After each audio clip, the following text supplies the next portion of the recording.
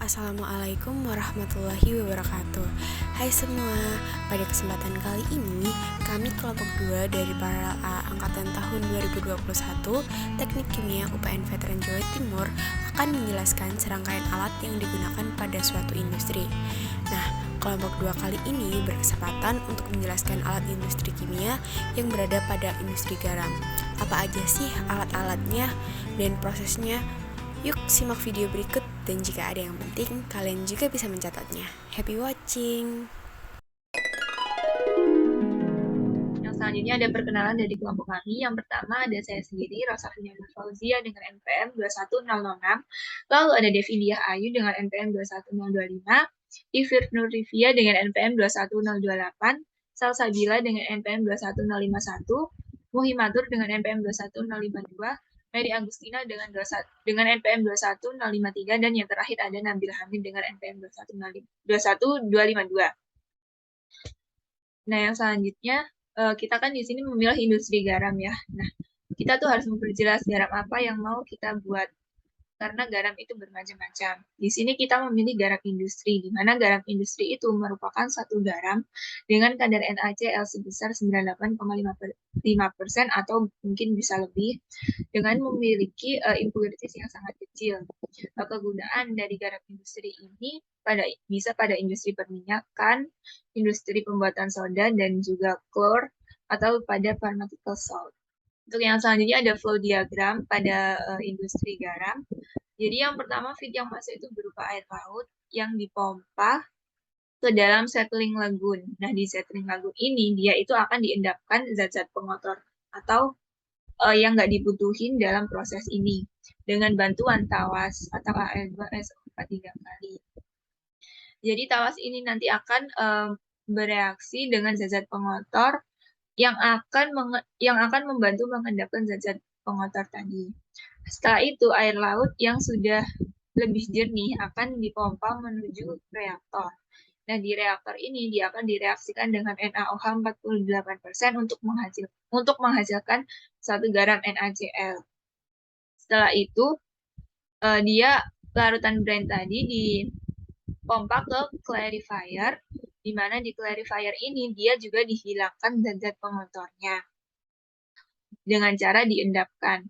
Setelah itu zat-zat filtrat yang didapat dari clarifier ini dipompa lagi ke dalam microfilter. Nah, microfilter ini fungsinya yaitu untuk memfilter suspensi-suspensi terkecil yang ada pada larutan brine tadi. Setelah itu, filtrat tadi dimasukkan ke evaporator untuk dipekatkan dan dihilangkan airnya dengan cara diuapkan. Setelah itu, larutan brine yang telah dipekatkan tadi dimasukkan ke crystallizer, di mana di crystallizer ini dia akan dibentuk kristal garam dari larutan brine tersebut.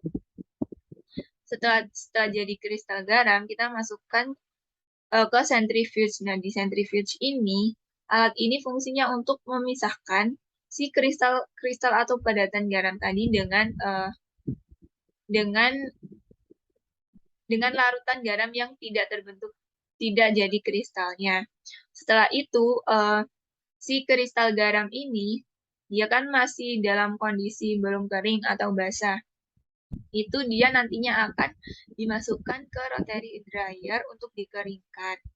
Setelah itu, rotary dryer kan menggunakan prinsip udara panas. Nah, udara panas tadi itu dimasukin ke cyclone.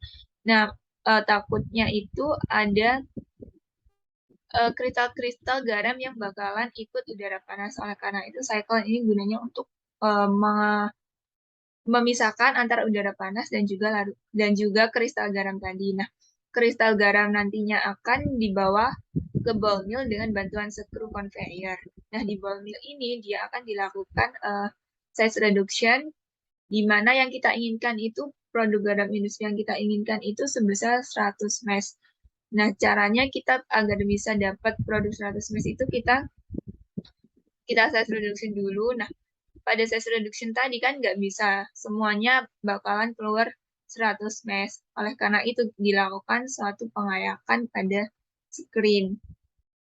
Di sini itu nanti kita itu mempunyai 3 deck screen. Nah, deck yang paling akhir itu bakalan ukurannya 100 mesh, yaitu sesuai dengan sesuai dengan ukuran produk yang kita inginkan, yaitu NaCl. Untuk yang selanjutnya ada alat pertama yaitu primary settling basin. Nah, ini tuh salah satu jenis alat dari settling lagun yang sudah saya sebutkan tadi.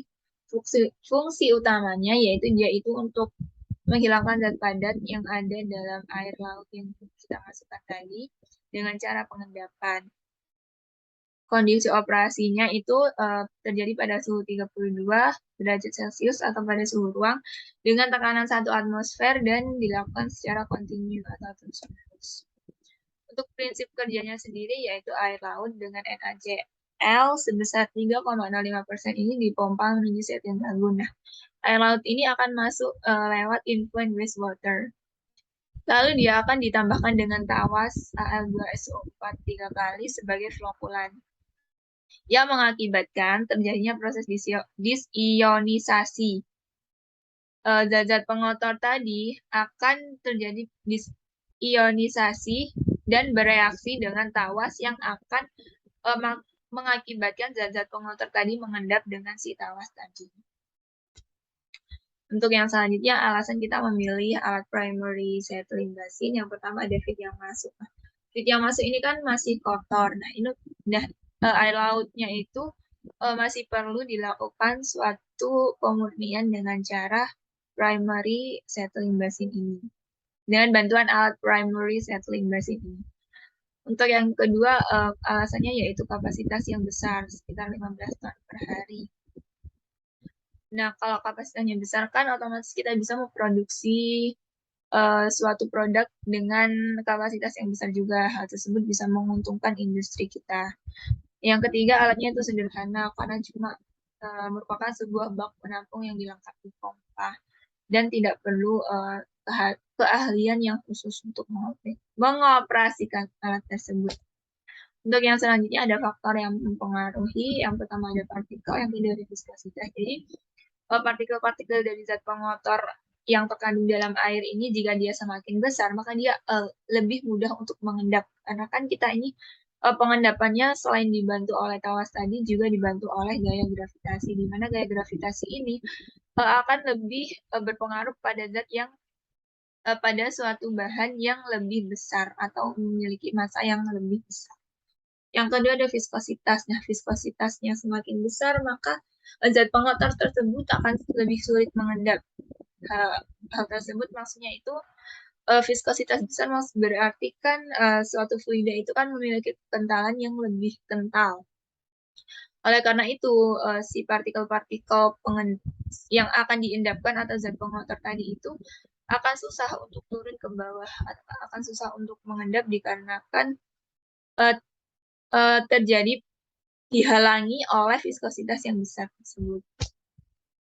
Next, ada kelebihan dan kekurangan alat primary settling basin ini. Yang pertama ada kelebihannya, yaitu dapat mengendapkan zat pengotor yang berbentuk solid dan juga dapat menghilangkan kekeruhan pada air. Untuk kekurangannya, yaitu proses pengendapannya ini tergantung pada gravitasi yang menyebabkan proses pengendapan ini tidak bisa diatur. Untuk yang selanjutnya akan disampaikan oleh rekan saya. Terima kasih. Perkenalkan, nama saya Mary Agustina dengan NPM 210310101053. Di sini saya akan menjelaskan reaktor, di mana setelah melalui settling, kita itu selanjutnya itu melalui reaktor. Nah, reaktor yang digunakan itu reaktor tipe CSTR atau Continuous Stirred Tank Reactor, atau dalam bahasa Indonesianya yaitu reaktor alir tangki berpengadu atau RATB. Nah, untuk reaktor ini yaitu di mana isinya itu diadu dengan baik dan seragam, maka fluida yang dialirkan keluar dari reaktor ini memiliki komposisi yang sama dengan fluida di dalam reaktor. Nah, reaktor ini biasanya digunakan untuk fase yang sama atau satu fase saja. Nah, Dalam reaktor ini memiliki pengadu, maka reaksi dan pengadukannya itu dianggap sempurna, sehingga konsentrasi komponen di dalam reaktor menjadi seragam. Untuk jenis reaktor ini sering digunakan untuk reaksi yang homogen antara liquid-liquid dengan katalis fase cair. Maka fluida keluar dari reaktor ini memiliki komposisi yang sama dengan fluida yang ada di dalam reaktor. Untuk prinsip kerja dari reaktor tipe CSTR ini yaitu dengan cara mengumpankan reaktan dan bahan baku itu secara bersamaan ke dalam reaktornya. Kemudian pengadu akan bekerja sehingga terjadi reaksi dan dapat menghasilkan suatu produk. Nah, untuk reaktor ini berbentuk tangki yang berpengadu yang dilengkapi dengan heater dan pengendali temperatur. Nah, air laut itu selanjutnya itu direaksikan dengan larutan natrium stearat pada variabel operasi yang telah ditentukan. Nah, reaksi yang dilakukan dalam reaktor berpengadu ini yang dilengkapi oleh temperatur tadi itu padatan yang terbentuk disaring untuk memisahkan filtrat dengan endapannya. Nah, filtrat yang dihasilkan dianalisis kadar Ca2+ dan Mg12. Nah, selanjutnya airnya itu diuapkan hingga diperoleh endapan garam untuk dianalisis kadar NaCl-nya. Untuk fungsi dari reaktor CSTR sendiri yaitu untuk mereaksikan komponen-komponen pengotor di dalam air laut, yaitu untuk mereaksikan air laut atau garam rakyat dengan Na2CO3 dan NaOH sehingga timbul endapan CaCO3 dan MgOH2. Selain itu, untuk fungsinya dari CSTR sendiri untuk mereaksikan komponen-komponen di dalam air laut dengan NaOH 48% agar komponen-komponen dalam bentuk aquos dapat membentuk padatan atau solid agar nantinya itu lebih mudah untuk dihilangkan. Selain itu, untuk membentuk produk solid, reaksi yang terjadi juga dapat meningkatkan jumlah kandungan NaCl di dalam air laut.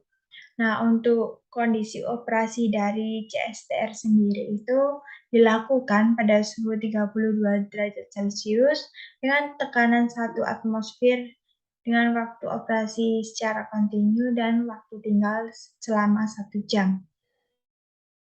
Adapun faktor-faktor yang dapat mempengaruhi dalam operasi reaktor CSTR ini, yaitu yang pertama, temperatur.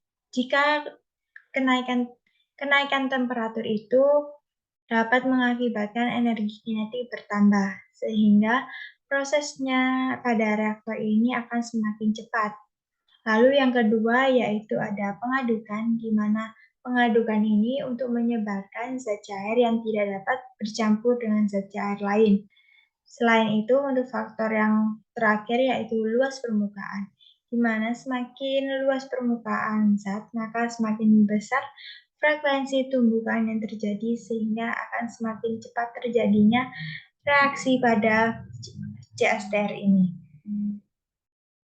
Kelebihan dan kekurangan pada CSTR. Untuk kelebihannya sendiri yaitu produk lebih stabil, kualitas energi meningkat, campuran cepat merata dan seragam, suhu dan komposisi campuran dalam reaktor sama, waktu tinggal dan volume lebih besar, relatif murah, mudah untuk dikontrol, perawatan dan pembersihannya itu lebih murah, dan dapat digunakan untuk mereaksikan bahan dengan satu jenis fase. Selain ada kelebihan, ada juga kekurangan, di mana kekurangannya yaitu volumetrik yang rendah, sehingga dapat menghasilkan produktivitas yang rendah. Selanjutnya, tidak sesuai untuk proses polimerisasi, timbul endapan akibatnya gaya sentrifugal pada CSTR, tidak efisien untuk fase gas dan reaksi yang bertekanan tinggi, kecepatan perpindahan panas lebih rendah dibanding PFR, dan volume CSTR lebih besar dari PFR jika menghasilkan konversi yang sama. Untuk selanjutnya dijelaskan oleh teman saya. Dan untuk melanjutkan pemaparan, sebelumnya perkenalkan, nama saya Devi Diayu Prameswari dengan NPM 210311010025. Di sini saya akan melanjutkan pemaparan mengenai alat clarifier. Nah, untuk alat clarifier ini sendiri, kelompok kami memilih jenis alat clarifier yaitu primary circular clarifier. Nah, primary circular clarifier ini merupakan alat yang digunakan untuk memisahkan atau mengendapkan partikel-partikel halus dan menghasilkan liquid yang jernih dan bebas dari suspensi atau partikel solid. Nah, alat ini sendiri memiliki diameter sebesar 20 meter dan biasanya digunakan untuk pemisahan liquid solid dan umumnya pada pengolahan air. Prinsip kerja dari primary circle clarifier ini sendiri yaitu dengan cara pengendapan gravitasi, yaitu produk hasil reaksi dari reaktor sebelumnya dan sisa reaktor yang tidak bereaksi akan dialirkan ke dalam clarifier ini. Nah, alat ini bekerja pada suhu ruang atau suhu udara bebas, mungkin sebesar 30 derajat Celcius dan tekanan 1 atmosfer. Nah, pada clarifier ini, padatan akan mengendap secara alami karena adanya gaya gravitasi, dan liquid atau clarified water itu sebagai produk akan mengalami overflow dan akan keluar dari clarifier. Tetapi hasil dari clarifier atau clarified water ini masih belum sepenuhnya terpisah dari suspensi padat, karena masih mengandung suspensi halus yang berukuran sangat kecil, sehingga diperlukan proses pengendapan atau filtrasi. Berikut adalah video dari cara kerja untuk circle clarifier ini sendiri, yaitu pertama-tama liquid akan masuk dari pipa bagian bawah ini, kemudian dia akan naik dan masuk ke dalam feed well. Nah, di feed well ini dia dapat berputar dan digerakkan oleh suatu mesin yang berada di atasnya sini. Nah, dan setelah dia masuk ke feed well, dia akan turun seperti ini pada settling zone ini. Nah, dia akan langsung mengendap. Nah, untuk proses pengendapan ini tadi itu menggunakan gaya gravitasi. Jadi dibutuhkan waktu yang cukup lama untuk pengendapannya sendiri karena tidak dibantu oleh suatu alat dan hanya mengandalkan dari gaya gravitasi ini sendiri. Nah, setelah dia mengendap dan endapan itu atau sedimennya terdapat pada di salt zone ini.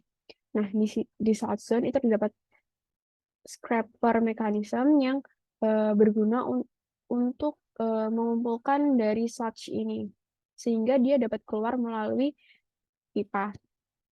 Nah, untuk scraper mechanism ini tuh dapat berputar, sehingga memudahkan dia untuk menjangkau segala arah untuk mengumpulkan dari sludge-sludge ini. Nah, setelah dia mengendap, otomatis air yang berada di bagian atas itu kan sudah jernih dan terbebas dari suspensi atau zat pengotor. Dia airnya mengalami overflow sehingga dia akan keluar melalui effluent zone ini untuk diteruskan ke alat berikutnya. Nah, berikut untuk bagian-bagian dari circle clarifier ini sendiri. Nah, untuk fungsi dari primary circular clarifier ini sendiri yaitu untuk mengendapkan padatan atau zat pengotor yang terlarut dan hasil dari reaktor sebelumnya, yang dimana pada reaktor itu kan ditambahkan suatu zat untuk membantu pengendapan dari zat pengotor yang terdapat pada air laut ini, sehingga dapat memisahkan komponen dari lautan Brin atau air garam. Nah, untuk alasan kami sendiri memilih alat primary circle clarifier ini sendiri, yaitu yang pertama yaitu feed masuk. Nah, feed masuk ini berupa air laut yang terdapat zat pengotornya dan yang sudah direaksikan dan tinggal dipisahkan dari air laut itu sendiri dengan cara sedimentasi. Nah, kemudian untuk alasan yang kedua yaitu dari segi kapasitas. Nah, kapasitas dari circle clarifier ini itu memiliki kapasitas yang besar karena tadi kan diameternya 20 meter ya. Nah, itu membuat kapasitas alat ini jadi cukup besar dan alat ini bekerja secara kontinu sehingga dapat mengefisiensi waktu kerja juga. Nah, alasan yang ketiga yaitu dari komponen alat sendiri. Nah, circle clarifier ini merupakan sebuah gak penampung yang dilengkapi dengan scraper mekanisme yang dapat berputar dalam tank yang digunakan untuk mengumpulkan sludge atau sedimen yang terbentuk, sehingga dapat dengan mudah untuk keluar melalui pipa bagian bawah tadi.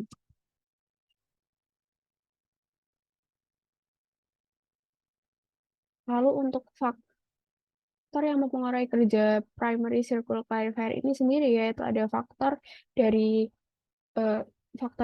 ada 3 faktor. Untuk faktor yang pertama yaitu faktor temperatur, di mana semakin rendah temperatur yang digunakan akan memberikan efek merugikan untuk semua proses pengolahan, karena waktu yang dibutuhkan untuk mendapatkan suspensi akan semakin lama.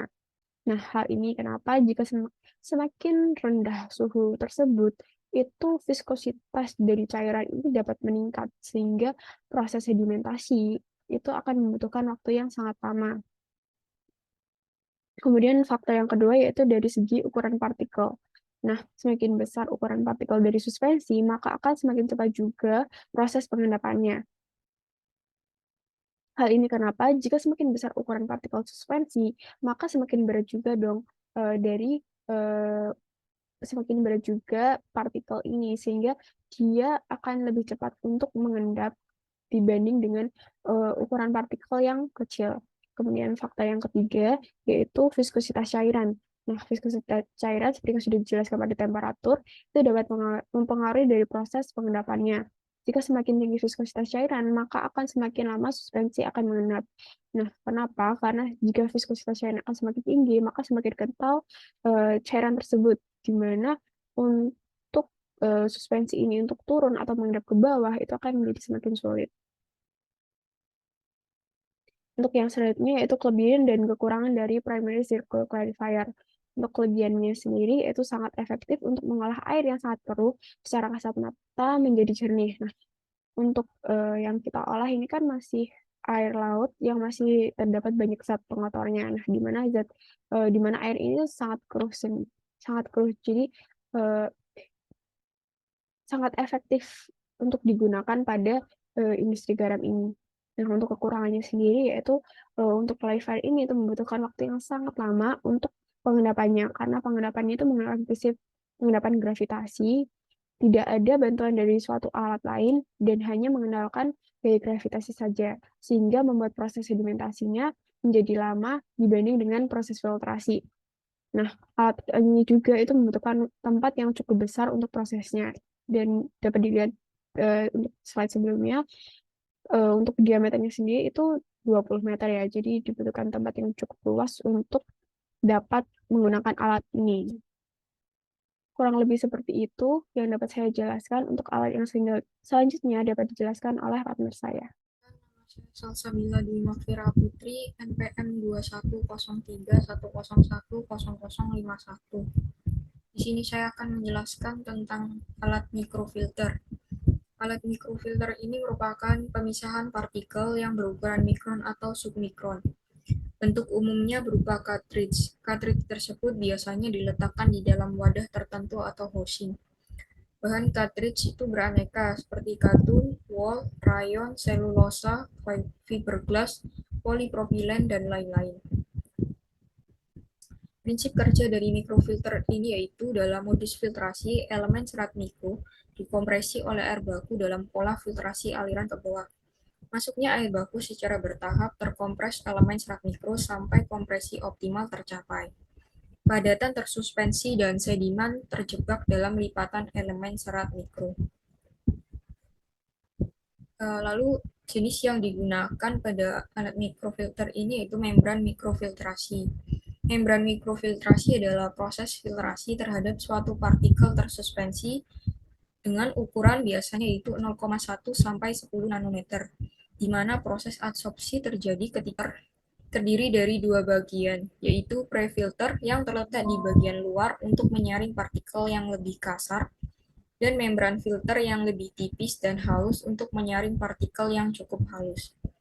Membran mikrofilter ini memiliki ukuran diameter poros antara 0,22 sampai 0,45 nanometer. Alasan menggunakan membran mikrofiltrasi ini karena alat ini merupakan proses membran dengan menggunakan tekanan sebagai gaya dorong. Membran ini dapat menahan koloid mikroorganisme dan padatan tersuspensi dan juga menahan bahan-bahan yang ukurannya lebih kecil daripada rata-rata ukuran pori karena penahan adsorptifnya. Alat ini juga menggunakan reaktor berbentuk tangki berpengaduk yang dilengkapi dengan heater dan pengendali temperatur yang bertujuan untuk mencari kondisi operasi optimum dan untuk variabel temperatur dan konsentrasinya. Selanjutnya ada fungsi mikrofilter. Mikrofilter ini digunakan untuk menyaring suspensi ukuran filter 0,5 nanometer. Mikrofilter akan menghilangkan partikel solid yang terikut di dalam larutan dan tidak mengendap di dalam thickener. Faktor-faktor yang mempengaruhi mikrofilter ini sendiri yaitu yang pertama ada laju alir. Laju alir ini berbanding lurus dengan flux aliran yang melewati filter mikrofiltrasi. Semakin besar laju alirnya, maka flux yang dihasilkan semakin besar juga. Lalu yang kedua ada diameter. Penggunaan mikrofilter yang berdiameter lebih kecil dari diameter bakteri atau virus. Dan yang terakhir ada temperatur. Perubahan temperatur dari air yang akan difiltrasi dapat menyebabkan massa jenis dan viskositas air mengalami perubahan. Untuk kelebihan dari mikrofilter ini yaitu air yang dihasilkan akan lebih jernih. Lalu tidak memerlukan waktu yang lama dan yang terakhir mudah dalam proses pengoperasian dan pembersihannya. Untuk kekurangan mikrofilter sendiri yaitu membutuhkan air baku yang banyak dan mudah terjadi pengendapan apabila konsentrasi padatan terlarut di air baku yang terlalu tinggi. Selanjutnya akan dilanjutkan oleh rekan saya. Perkenalkan dengan saya Muhammad Hamid dengan NPM 210 310 1052. Nah, jadi teman-teman di depan kita ini sudah dilihat alat industri kimia, yaitu merupakan salah satu jenis dari evaporator, yaitu vertical tube evaporator with force circulation. Jadi evaporator jenis ini menggunakan pompa untuk membantu proses sirkulasi sehingga memperbesar koefisien perpindahan panas.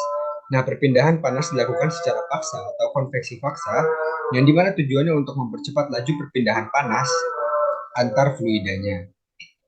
Kemudian prinsip kerja dari alat ini sendiri yaitu adalah cairan akan mengalir di dalam pipa, sementara uap mengalir di dalam shell. Nah, di dalam tabung cairan akan mendidih dan uap yang timbul bergerak membawa cairan ke atas. Pada tahap ini akan terjadi sirkulasi cairan yang disebabkan oleh perbedaan fasa antara fluida yang terdiri dari campuran uap cair dengan cairan yang berada di bagian luar pipa. Pada bagian atas pipa terdapat ruang yang berperan memisahkan cairan dengan si uapnya. Nah, proses pemisahan antara uap dengan cairan dalam ruang uap, di mana uap akan keluar melalui saluran atas, sementara si cairannya ini akan keluar melalui saluran di bagian bawah bejana. Nah, selanjutnya akan bersirkulasi kembali melalui pipa-pipa yang ada di dalamnya. Nah, fungsi dari vertical tube evaporator with force circulation sendiri ini yaitu fungsi dari evaporator ini itu untuk mengurangi kandungan air dalam larutan garam sehingga dapat meningkatkan konsentrasi NaCl di dalam brine-nya agar lebih pekat. Nah, faktor yang mempengaruhi dari alat ini yaitu besarnya suhu dan tekanan evaporator. Dan tekanan evaporator sangat berpengaruh terhadap proses penguapan cairan. Jadi semakin tinggi maka semakin cepat proses evaporasinya. Tetapi dapat menyebabkan kerusakan yang dapat menurunkan kualitas dari bahannya. Untuk kelebihan dari evaporator ini, yang pertama itu evaporator ini menggunakan pompa untuk membantu proses sirkulasi sehingga dapat memperbesar koefisien perpindahan panasnya. Nah, kemudian perpindahan panas ini dilakukan secara paksa atau konveksi paksa, tujuannya untuk mempercepat laju perpindahan panas antar fluida. Kemudian penggunaan pompa juga bertujuan untuk mencegah terjadinya penyumbatan di dalam pompa. Dan terakhir, aliran yang cepat dan akan membuat larutan menjadi lebih homogen. Nah, untuk kekurangannya sendiri, yaitu adalah evaporator ini umumnya memiliki harga yang relatif mahal, baik itu dari segi harga, perawatan, dan pengoperasiannya. Kemudian kekurangan yang kedua itu Jadi pipa pemanas tidak seluruhnya tercelup ke dalam larutan. Jadi cairan umpan seluruhnya itu akan masuk ke seksi pemanasan. Mungkin cukup sekian penjelasan dari saya. Nah, selanjutnya yaitu untuk kristalizer, di mana kristalisasi merupakan alat untuk membentuk kristal padat dari suatu larutan induk yang homogen. Prosedurnya adalah salah satu teknik pemisahan padatan cairan yang sangat penting dalam dunia industri karena dapat menghasilkan kemurnian produk hingga 100%. Untuk jenis yang digunakan yaitu Swenson-Walker Crystallizer, di mana salah satu jenis crystallizer yang memiliki jaket pendingin di dalam alat pengusir spiral, kecepatan lambat berputar dan menyimpan kristal yang tumbuh pada saat pemutaran pisau Baldes ke dinding dan melepaskan setiap tumpukan kristal di gunung yang tersebar di dalam kristal pipa ganda yang tergores sehingga air pendingin masuk ke ruangan dan perlahan dilengkapi dengan pencucian pegas yang menyekat dinding dan memberi koefisien panas yang baik. Untuk prinsip kerjanya yaitu proses pengkristalan menggunakan proses pendinginan dan penambahan untuk mempercepat proses kristalisasi dengan suhu operasi sebesar 32 derajat Celcius dan tekanan 1 atm. Produk yang keluar dari crystallizer berupa campuran kristal yang diproduksi dalam molder Lakeshore yang akan dipisahkan menggunakan sentrifugal. Alasan mengapa memilih alat ini karena digunakan untuk proses kristalisasi dengan pendingin sesuai dengan sifat kelarutan suatu zat di dalam pelarut. Maka kristalisasi dengan pendinginan ini hanya baik untuk dilarutkan dengan cepat bila temperatur sedikit berubah. Alat ini berfungsi suatu larutan panjang yang berjaket, di mana jaket tersebut untuk aliran air pendingin biasanya terdiri dari beberapa ruas unit yang masing-masing bersambung saut dengan yang lainnya. Fungsi alat ini sendiri yaitu untuk membentuk kristal-kristal garam dari larutan berin. Untuk faktor-faktornya yaitu yang pertama ada kondisi lewat dingin larutan. Semakin dingin larutan waktu induksi, maka akan semakin pendek. Suhu yang kedua yaitu suhu, di mana penurunan suhu akan menginduksi pembentukan kristal secara cepat.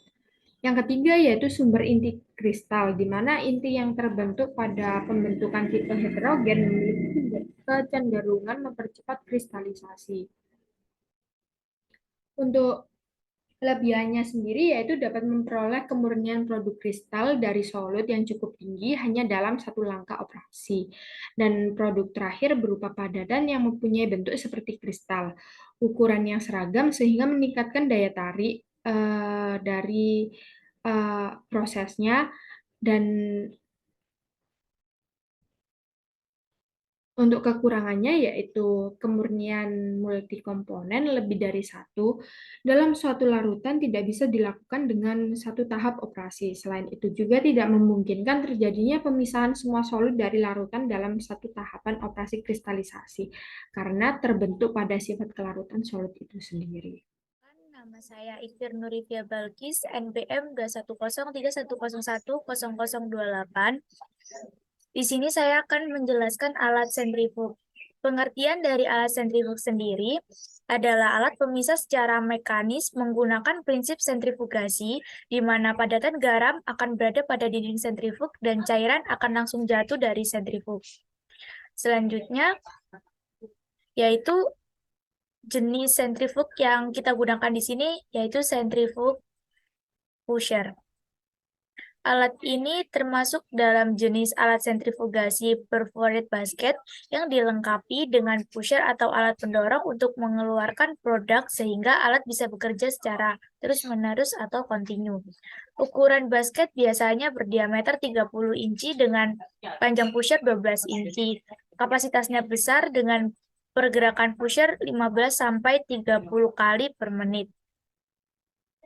Selanjutnya, ada prinsip kerja dari sentrifug sendiri, di mana corong pengumpan dan keranjang ayak berputar, sedangkan rumah produk dan rumah filter tidak berputar. Melalui sebuah pipa saluran, seluruh masuk ke corong pengumpan yang dipasang pada lantai sorong, kemudian terdistribusi secara merata di dalam tromel. Filtrat dilontarkan dengan gaya sentrifugasi melalui sebuah lubang tersendiri. Produk filter akan terbawa ke bagian tepi keranjang karena gerakan kian kemari dari pusher dan jatuh keluar melalui pipa pembuangan. Pencucian produk filter sewaktu-waktu diperlukan dapat dilakukan di dalam tromel yang dapat digerakkan secara aksial berseling dengan bagian yang diam di tempat. Selanjutnya, alasan memilih pusher centrifuge ini, alat ini merupakan jenis alat filtrat yang dapat dipakai untuk produk-produk berbentuk kristal kasar yang mudah difiltrasi, yang tidak perlu dicuci atau hanya perlu dibersihkan sekedarnya saja. Selanjutnya, untuk fungsi dari sentrifuge sendiri, itu untuk memisahkan kristal-kristal NaCl dengan mother liquor atau fase cair sisa dari pembentukan kristal. Untuk faktor-faktor yang mempengaruhinya, yaitu yang pertama ada waktu sentrifugasi, di mana waktu yang dibutuhkan pada sentrifugasi dengan metode sentrifugasi yang berbeda akan beda. Kecepatan sentrifugal, kecepatan rotasi sentrifug terutama ditentukan oleh kecepatan rotasi rotor dan jari-jari rotasi partikel, dan juga ada suhu dan pH media sentrifug. Nilai pH media sentrifugasi biasanya diatur di dalam kisaran pH di mana enzim stabil dan suhu sentrifugasinya akan dikontrol hingga sekitar 4 derajat Celcius. Selanjutnya ada kelebihan dan kekurangan dari sentrifug ini.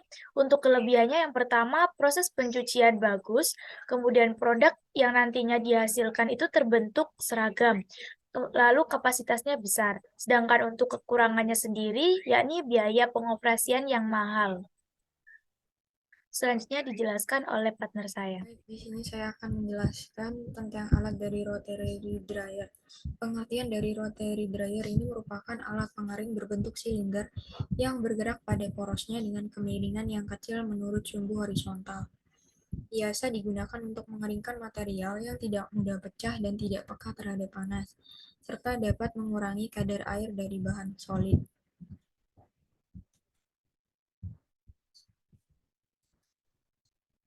Lalu selanjutnya ada prinsip kerja dari rotary dryer yang digunakan untuk proses pengeringan zat padat berupa granular atau kristal.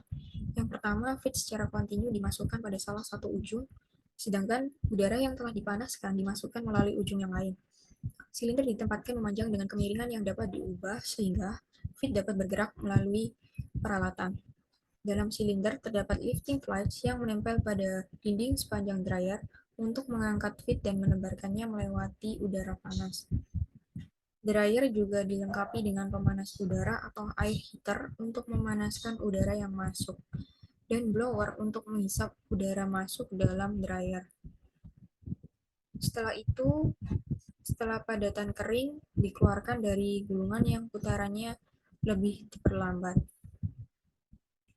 Selanjutnya ada alasan mengapa memilih alat rotary dryer ini, karena pada pengeringan dengan menggunakan alat rotary dryer, penyerapan panas mudah dilakukan dan terjadi penyusutan bobot yang lebih tajam dibandingkan dengan penurunan pembobotan yang dialami oleh tray dryer. Selanjutnya akan dilanjutkan oleh rekan saya. Yaitu fungsi dari rotary dryer, di mana fungsinya untuk mengeringkan kristal NaCl dengan udara panas.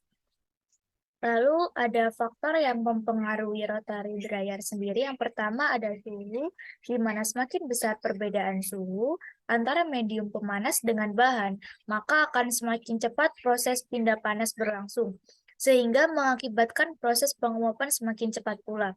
Yang kedua, kelembapan dan waktu, di mana semakin lembab udara di dalam ruang pengering, maka akan semakin lama proses pengeringan berlangsung kering. Begitu juga sebaliknya. Dan yang ketiga ada viskositas larutan bahan, di mana larutan yang encer lebih cepat kering disebabkan lebih mudah memperluas permukaan cair atau pasta. Selanjutnya ada kelebihan dan kekurangan dari rotary dryer. Kelebihannya sendiri yang pertama produk atau hasil yang diperoleh lebih bersih dan higienis. Yang kedua mudah untuk mengoperasikan. Yang ketiga proses pencampuran yang baik, memastikan bahwa terjadinya proses pengeringan bahan yang merata. Dan yang keempat menggunakan daya listrik yang sedikit. Untuk kekurangannya sendiri, yang pertama perawatan alat yang susah, kemudian efisiensi energi yang rendah, dan karakteristik produk kering yang inkonsisten. Untuk selanjutnya akan dijelaskan oleh partner saya. Baik, untuk selanjutnya yaitu ada siklon. Setelah melalui rotary dryer, di mana siklon ini yang digunakan yaitu hydrosiklon. Mungkin pada proses pengeringan atau pada rotary dryer itu terdapat komponen solid yang terbawa dengan udara panas yang akan dipisahkan oleh siklon. Nah, untuk hydrosiklon sendiri yaitu alat yang digunakan untuk menghilangkan partikel dari aliran gas cair tanpa menggunakan filter. Fluida mengalir dengan gerakan turbulen, kecepatan rotasi tertinggi di pusat dan turun dari pusat. Efek rotasi dan gravitasi digunakan untuk memisahkan campuran padatan dan cairan. Untuk siklon sendiri itu menggunakan gaya sentrifugal dan gaya gravitasi, serta menggunakan prinsip kerja sedimentasi sentrifugal untuk proses pemisahannya. Untuk hydrosiklon ini mudah dioperasikan, lebih ekonomis, investasi, instalasi, dan pemeliharaan yang rendah. Untuk prinsip kerja dari hydrosiklon sendiri itu di mana fluida itu dimasukkan melalui pipa input ini. Kemudian ada yang berbentuk kerucut ini, yaitu mengidentifikasikan aliran fluida yang berputar yang secara turbulen tadi itu dan menciptakan suatu vortex. Seperti ini melalui tanda panah ini gerakannya. Lalu partikel yang mempunyai ukuran lebih besar didorong ke arah luar vortex. Dan disebabkan oleh gaya gravitasi sehingga partikel-partikel terjatuh ke sisi kerucut menuju tempat pengeluaran. Yang besar itu dia itu akan jatuh. Sedangkan yang ukurannya lebih kecil itu dia itu akan keluar ke atas. Ada pun faktor-faktor yang dapat mempengaruhi pada operasi hydrosiklon ini sendiri, yaitu yang pertama kapasitas dan kecepatan aliran, di mana proses pemisahan dalam hydrosiklon dapat dipengaruhi oleh sumber energi, yaitu melalui yang dimiliki oleh fluida, yaitu kapasitas aliran dan kecepatan aliran. Lalu yang kedua yaitu kecepatan tangensial atau vortex, di mana vortex sendiri yaitu massa fluida yang partikel-partikelnya berputar dengan garis arus bergerak membentuk lingkaran sepusat yang sudah saya tunjukkan tadi, di mana gerakannya itu kayak melingkar-melingkar itu. Lalu yang ketiga yaitu yang disebabkan oleh gaya sentrifugal, di mana gaya sentrifugal akan menyebabkan partikel dengan massa jenis berat terlempar ke sisi paling luar daripada dinding hydrosiklon, dan partikel yang lebih ringan akan berada di pusat hydrosiklon. Fungsi dari pemilihan alat ini yaitu untuk memisahkan padatan dan udara panas, di mana efisiensi pada siklon ini sendiri yaitu 99%. Untuk kondisi operasi pada hydrosiklon sendiri yaitu pada temperatur 32 derajat Celcius, tekanan 1 atmosfer dan waktu operasi secara kontinu. Alasan pemilihan dari hydrocyclone ini sendiri yaitu di mana alat ini itu sangat cocok diaplikasikan untuk bahan yang kasar dan kering seperti pada industri garam dan industri lainnya. Kasar dan kering ini sendiri yaitu pada produk dari garam itu sendiri yaitu kasar dan kering. Kelebihan dan kekurangan dari hydrocyclone ini sendiri, yaitu untuk kelebihannya yaitu murah, tidak memerlukan sumber energi yang terpisah, mudah diterapkan, dan dapat dioperasikan pada temperatur tinggi. Selain itu ada kekurangannya, yaitu yang pertama sensitif, karena cenderung terjadi penyumbatan dan perlakuan dari spiral tergantung instalasi unitnya. Lalu yang kedua ada efisiensi pengisian tinggi hanya pada partikel berukuran besar, karena kurang seragam dalam memasukkan mineral yang bisa berakibat langsung pada efisiensi produksi dan pemurniannya. Selanjutnya akan dijelaskan oleh teman saya. Perkenalkan, nama saya Muhammad Abdul Hamid dengan NPM 210 310 10 252. Nah, teman-teman di sini kita bisa lihat ini merupakan alat screw conveyor, yang dimana screw conveyor itu merupakan alat mesin yang berotasi secara spiral yang dapat kita gunakan untuk memindahkan berbagai macam jenis material sekaligus untuk melakukan pencampuran bahan. Nah, untuk cara kerja dari screw conveyor sendiri ini, jadi pada saat screw conveyor digerakkan, maka motor gear akan menggerakkan poros. Sehingga pisau screw conveyor yang berada pada poros ini mulai berotasi dan menyebabkan material yang ada bergerak ke depan bersamaan dengan palung di bawah pisau. Nah, dari rotary dryer dan cyclone akan dibawa menuju ke elevatornya yang akan membawa kristal kering menuju warma. Jadi untuk menghancurkan dan menghaluskan kristal, NaCl ini memiliki ukuran yang lebih kecil. Nah, untuk fungsi dari screw conveyor sendiri ini, jadi dia alat untuk mendistribusikan kristal NaCl kering menuju ke elevator, kemudian menuju balon. Nah, alasan memilih alat screw conveyor ini, jadi mesin ini cocok untuk digunakan untuk memindahkan material dengan sifat padatan yang berkelanjutan dan konstan. Kecepatan rotasi dari screw conveyor ini screw conveyor ini merupakan yang horizontal lebih rendah dari screw conveyor vertikal dengan jarak penguncian maksimal 70 meter. Mungkin cukup sekian, dilanjutkan oleh partner saya. Selanjutnya yaitu screw conveyor, di mana kelebihannya yang pertama dapat dengan mudah dipasang di lokasi industri. Yang kedua bisa digunakan sebagai bahan alat pencampur. Yang ketiga, jenis conveyor yang paling tepat untuk mengangkut bahan padatan berbentuk halus atau bubur. Yang kelima, harganya terjangkau. Yang keenam, cocok untuk mengangkut bahan semi padat seperti pakan ternak, serpihan kayu, atau puing. Yang ketujuh yaitu cocok untuk mengangkut bahan kapasitas rendah sampai sedang.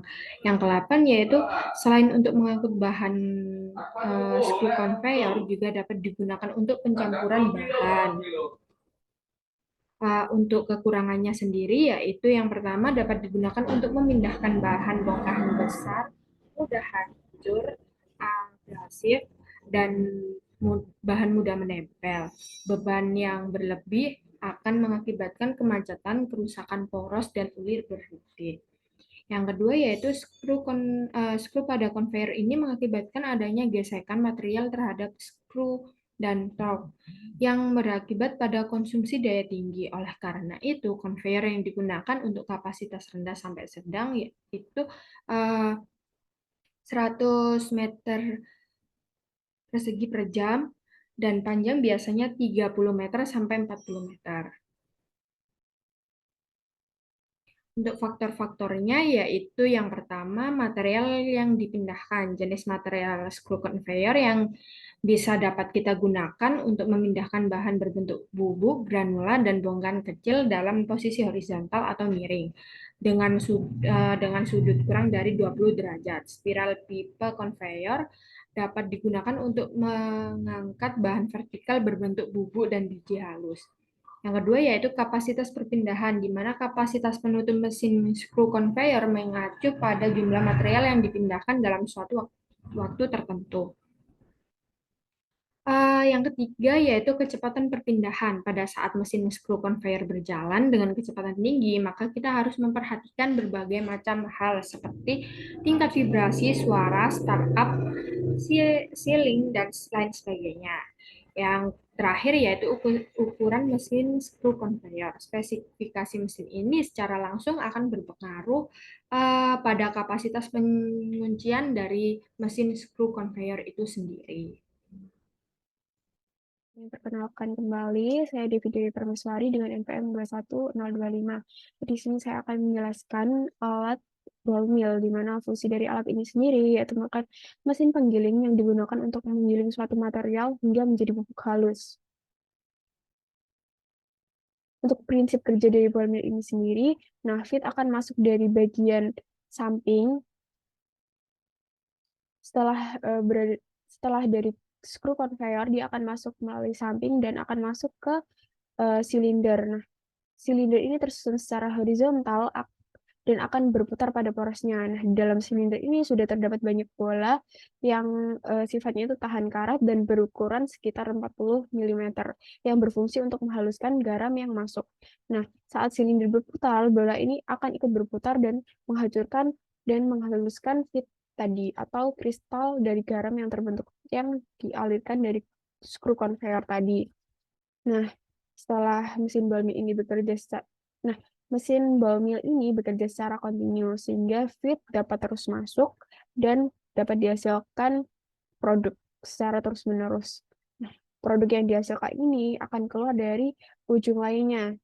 Nah, ujung lainnya itu di sekitar sini. Nah, untuk ukuran yang dikeluarkan sendiri yaitu berkisar 100 mesh. Nah, untuk produk yang keluar akan masuk ke dalam screw conveyor lagi dan akan dilanjutkan untuk ke proses alat selanjutnya. Nah, untuk kelebihan dan kekurangan alat dari ball mill ini sendiri yaitu kelebihannya dia sangat mudah dioperasikan. Nah, kemudian rangkaian alatnya cukup sederhana karena hanya terdapat silinder dan bola-bola tadi. Kemudian rasio penghancurannya besar, terus dapat menghancurkan feed yang berukuran besar maupun kecil, dan tingkat operasinya tinggi. Untuk kekurangan dari ball mill ini sendiri, yaitu memiliki suara yang membuat kebisingan, karena tadi kan untuk proses sendiri menggunakan penghancuran menggunakan bola-bola, di mana bola-bola itu bergesekan dan bertumbukan. Nah, untuk saat bertumbukan itu tadi, akan membuat suara yang cukup berisik, dikarenakan bolanya kan sangat banyak juga. Kemudian untuk kecepatan pemutarannya itu relatif rendah, karena jika kecepatannya tinggi, itu bola-bola itu akan ikut berputar, tetapi tidak dapat menghancurkan feed yang masuk tadi, atau kristal garam tadi. Nah, kemudian pemanfaatan energi listrik yang efektif rendah, kemudian kekurangannya yang selanjutnya yaitu efisiensi penggilingan rendah dikarenakan kecepatan pemutaran yang rendah tadi, kemudian kurangnya selanjutnya yaitu mesinnya berat dan besar. Kemudian alasan kami memilih alat ball mill ini sendiri yaitu yang pertama dari segi ukuran feed. Nah, ukuran feed yang masuk itu sekitar 10 mesh. Yang kecil ini itu cocok untuk digunakan alat seperti ball mill karena ball mill ini juga dapat ditujukan untuk feed yang berukuran kecil jika dilihat pada tabel pemilihan alat size reduction. Karena ball mill ini termasuk pada fine size reduction sendiri. Nah, untuk alasan yang kedua yaitu dari ukuran produk. Nah, ball mill ini dapat menghasilkan ukuran produk yang halus, dan pada industri ini, produk yang kami inginkan itu berukuran 100 mesh, dan itu juga sudah dibilang cukup halus. Nah, untuk alasan yang ketiga yaitu dari segi penggunaannya. Nah, penggunaannya yang cukup mudah juga menjadikan salah satu alasan bagi kami. Nah, alat ini juga sudah banyak digunakan untuk banyak industri yang produknya dan feed-nya itu berukuran kecil dan bahkan hampir halus. Nah, untuk faktor yang mempengaruhi dari kerja ball mill ini sendiri yaitu yang pertama dari ukuran particle feed. Jika ukuran particle feed kecil, maka kualitas output ball mill akan tinggi dan konsumsi dayanya akan rendah, dan juga sebaliknya. Untuk faktor yang kedua yaitu kadar air feed. Nah, jika kadar air besar akan membuat penggilingan menjadi penuh sehingga sulit untuk melakukan penggilingan dengan output yang diinginkan. Oleh karena itu, dibutuhkan proses pengeringan dahulu untuk feed dengan kadar air yang tinggi. Nah, jika kadar air feed ini besar dan membuat penggilingan ini menjadi penuh, kenapa? Karena jika feed ini mengandung banyak air, otomatis ukuran partikel dia akan menjadi besar juga kan. Nah, oleh karena itu, dia akan sulit untuk digiling dan dihasilkan suatu output atau produk dengan ukuran yang kita inginkan, sehingga diperlukan suatu pemanasan terlebih dahulu untuk menghilangkan kadar air tersebut. Nah, untuk faktor yang ketiga, yaitu dari kecepatan silinder.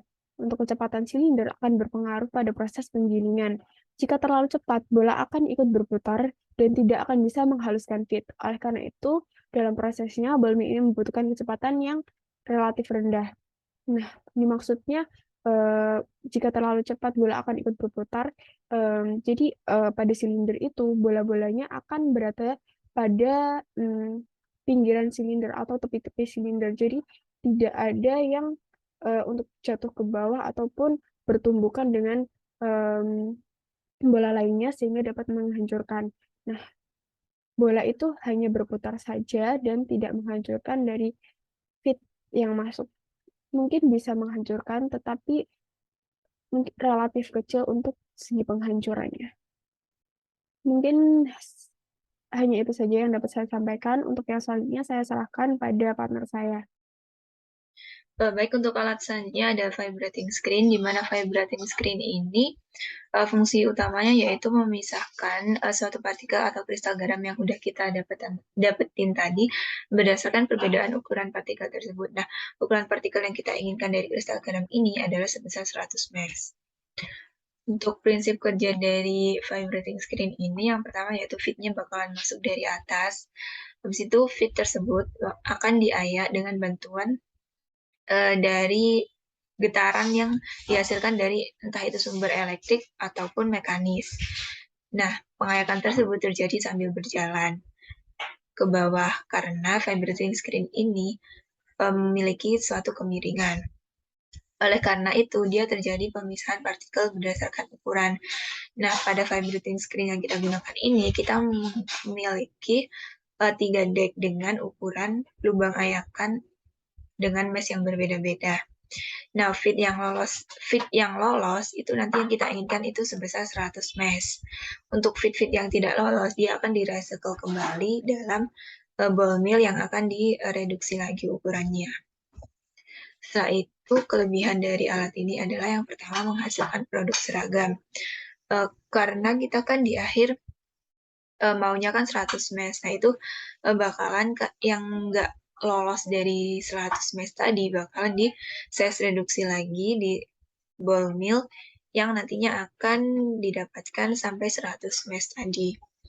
Yang kedua itu papan lubang dapat diatur. Papan lubang ayakan dari vibrating screen ini bisa diatur. Nah, kita kan pengennya 100 mesh, jadi itu bisa di atas 100 mesh. Atasnya lagi kita pengennya berapa mesh itu bisa diatur. Untuk kelebihan ketiga yaitu bisa untuk ukuran dan kapasitas berbeda-beda.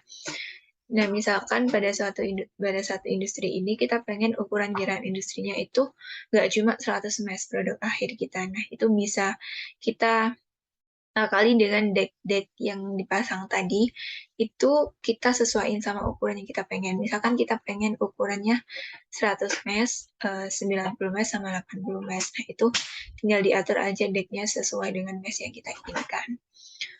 Lalu untuk kekurangannya yang pertama yaitu kurang cocok untuk material ukuran besar dan juga harga alat yang mahal.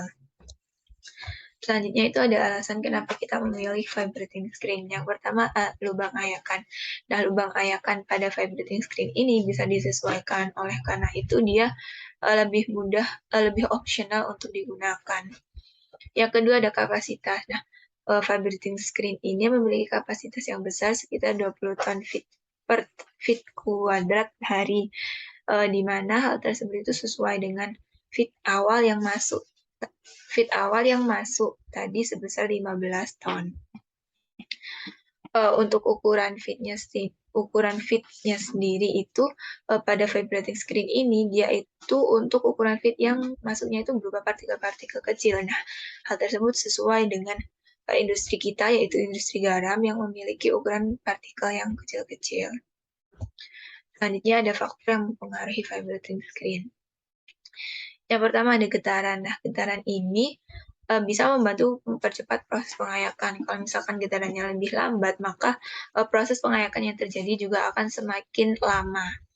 Setelah itu yang kedua ada lubang ayakan. Nah, lubang ayakan ini sebisa mungkin ukurannya tak jauh berbeda dengan fit yang masuk, karena akan sebanding dengan kecepatan pengayakan. Semisal kita punya suatu fit yang ukurannya itu nggak jauh berbeda sama lubang ayakannya tadi. Nah, berarti kan kita nggak perlu nge-size reduction terus sampai ukuran yang kita inginkan. Maka dari itu kecepatan pengayakan juga akan semakin cepat. Yang selanjutnya ada pelaporan hasil analisis ayakan. Nah, di sini kita menggunakan ukuran mesh 70/80, 80/90, 90/100. Artinya itu, misalkan kita pakai contoh yang mesh 90/100. Nah, dia itu yang ukuran 100 mesh itu yang bakalan lolos, tapi yang 90 itu yang bakalan tertahan, yang akan di recycle ulang. Nah, average seismicron untuk 90/100 ini, dia itu 158,5 dengan fraksi massa 61,34. Nah, fraksi massa tersebut itu sudah cocok 100%. Untuk grafiknya itu kita akan ngeplotnya itu yang average seismicron sebagai sumbu X dan juga fraksi massa sebagai sumbu Y. Grafik hubungan rata-rata ukuran partikel versus fraksi massa dapat dilihat pada gambar. Nah, pada grafik tersebut dapat diketahui bahwa pada ayakan ini itu kita produknya ada pada average seismicronnya sekitar 158,5, di mana yang mempunyai ukuran mesh sekitar 100 mesh yang akan lolos. Nah, dia ini memiliki fraksi sebesar 61,34. Untuk laporan hasil analisis ayakan yang selanjutnya, ada yang berdasarkan sampel dan juga berdasarkan kumulatif. Kita misalkan contoh pada 100 mesh. Nah, pada 100 mesh ini yang sampelnya berat bahan yang tertahan itu dia sebesar 351, berapa sekian ton. Nah, hal tersebut itu dia nantinya itu yang bakalan menjadi produk dari industri ini.